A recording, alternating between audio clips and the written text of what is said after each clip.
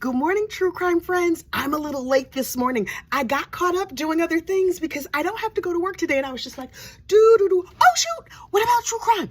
Listen, the case of Michigan versus Megan Imirowicz wrapped up yesterday and we had a verdict. Poor Megan is going to jail. Lots of people are having feelings about it. And did you see that the anchor on Court TV who was very upset about this guilty verdict? He was like, well, I guess they got another criminal off the street. She's a 19-year-old girl. This is not justice. I was like, oh, Court TV, y'all have thoughts and feelings. Tell me more. But then they cut away to something else. But the people on the TV, very upset. Let's keep in mind, yes, this is a very heartbreaking case, but she kind of killed her daddy. Now, you're not supposed, it's bad manners, ill-advised, and the law takes a very dim view of murder. Even if your parent, or even if the person that you killed was a terrible person, turns out that public service homicides, not a thing. Also, by all accounts, yes, he embarrassed you. Yes, he drove you crazy. Did he pee on himself and then appear in public with his head half shaved, stumbling around? He did those things. Would I be happy were that one of my family members?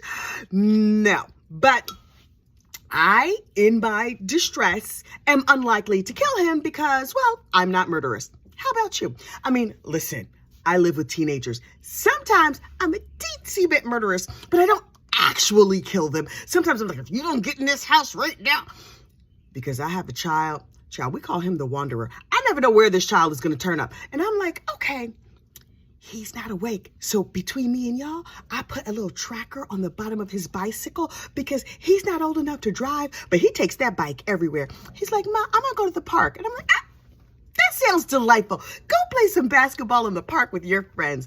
And then cut to an hour later, I'm looking at the tracker and I'm like, why is he in the park 3 towns away? What is happening with these children today? And then one day at dinner, he told us this delightful story about how he and his friends were playing in the storm drain that runs underneath the hospital. He's like, it's so big, we could stand all the way up in it. Sir, no. Number one, medical waste. Now, I'm not saying that the hospital is throwing medical waste in that storm drain, but I do not know. Now, listen, he might turn into Spider-Man or something from getting bit by a radioactive spider. We don't need that. His room is messy enough. I need webs in that room. No, I do not. That aside, we're supposed to be kind to our families, just so you know. Additionally, I am not following this YW, NW, NYW. That Melly case, it's a bunch of alphabets. Listen, that is not my gift. I'm not really following that case. But this one video had been circulating around about Melly's girlfriend's mom on the stand. So I was like, well, listen, I'm doing some little things. I could just plug in my little earphones and I'm gonna listen to her testimony. I listened to her testimony in court yesterday. Oh, it was spicy. She did not want to be there. And I was like, well, let me see what is happening here. So I sat down, grabbed my nice cup of coffee, and I'm like, okay, girl, tell me everything. What's happening? She was upset. She was angry. And it appeared, now I do not have all the evidence. And frankly, all these people with their blinged out teeth, they scare me. I don't want to say nothing to make nobody mad. Because what you're not going to do is come over here. I have a very vicious Yorkie poo. She can't stop a bullet. And clearly y'all are comfortable with guns. So I'm going to watch my attitude. I'm going to govern myself accordingly. Because I don't know what they be getting up to. But this mom got on the stand. And apparently the night of the murders in that case, the boyfriend called his girlfriend, which is this woman's daughter, and said, I don't know what. And so then the girlfriend had to go talk to the police and the mom had to go talk to the police because the mom overheard the phone call, whatever. And then after that is when the trouble began, because what she said to police, I don't know. And then they served her, the state served her with a deposition to appear in that case. And she appeared, she didn't appear. I don't know. This happened 4 years ago. There was a couple of depositions. A lot of stuff has gone down. What I do know is that somebody gave her a large amount of money. Somebody from Melly's camp gave her a large amount of money, which apparently they seized her bank records. You can do that for a witness? They were like, oh, do you bank at the credit union? Oh, we got you right here. So what is this money you got? You got $5,000 from somebody in Melly's camp. And I was like, oh, a tip or whatever. And then apparently people, why are we communicating on social media? WhatsApp. I'm not trying to help criminals, but I'm just saying, like, it seems crazy to me that so many people have these messages. Just think about it this way. Everything you put in your social media, imagine in a big old court on the screen with them reading back to you exactly what you wrote. So every time you send a social media message, even if it's a DM, think of it that way. WhatsApp enjoys end-to-end encryption. This is not a commercial. I'm just stating facts. So they're like, her message said something along the line, because I read it. I was like, oh, I'm sure the Google machine will tell me exactly what it said. So I was like, hello, Google, what did that lady's message say? Her message said, y'all told me that I could quit my job and his team would take care of me until the trial was over. Oh. It took 4 years for this to even come to trial, and it's going to be on trial for a couple of months. That's a long time. That's a lot of money. Tell me everything. And so she said, y'all told me that, and I quit my job, and now everybody disappears. Now, if the money don't show up, I'm going to be a snitch bitch. I was like, oh, ma'am. And then you see a $5,000 deposit into her bank account. And now she doesn't remember anything. Her mind, remember on Men in Black when they zapped that little light, her mind got like all erased. Oh, this lady's mind got all erased. They were like, what is your phone number? I don't know. What's your daughter's phone number? I don't know. Where were you? I don't know. But apparently because she was not being cooperative, the state, they had her arrested. They were like, oh, we served you a subpoena and you didn't show up.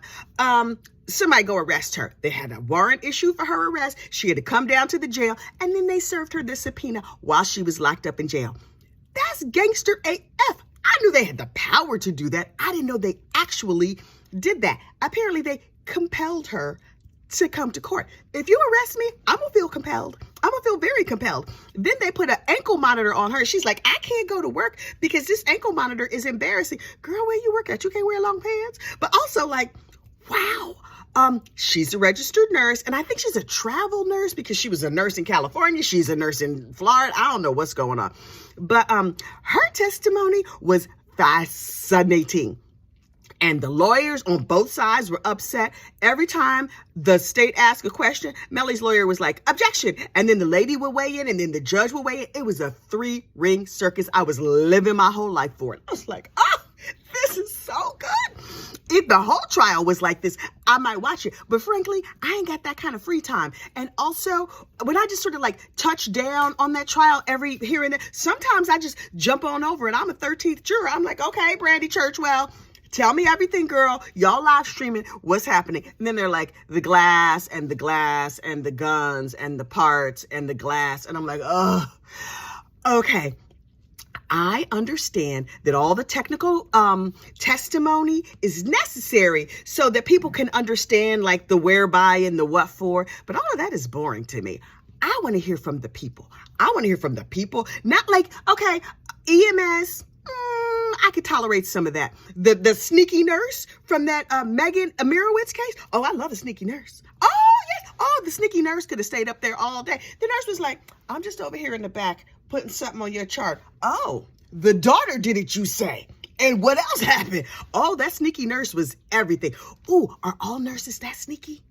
Nurses, medical professionals, let me know.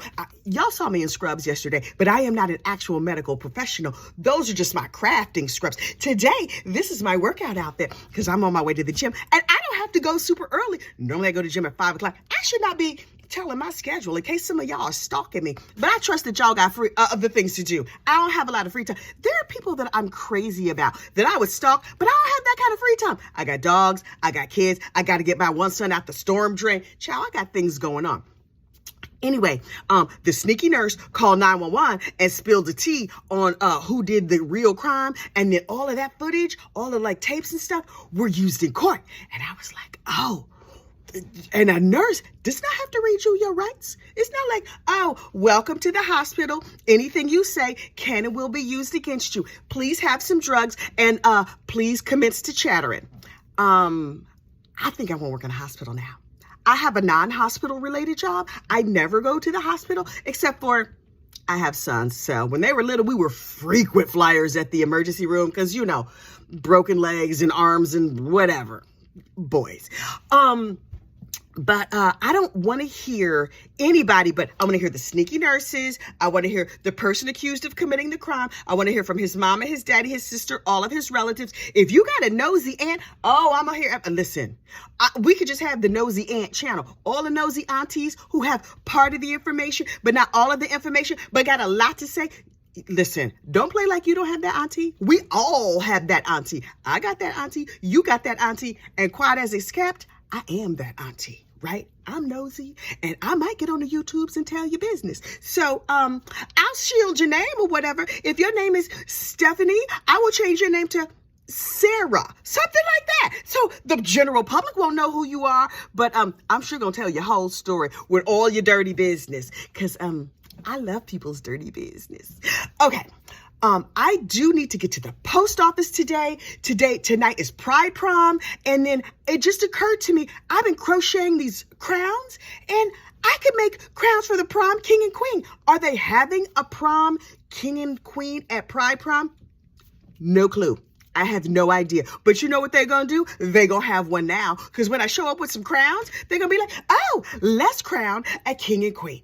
And that's what we're going to do. And the good thing about Pride Prom is that gender kind of doesn't matter. You can just, whoever they decide is the prom king and queen, or the prom they, then that's what we're going to do.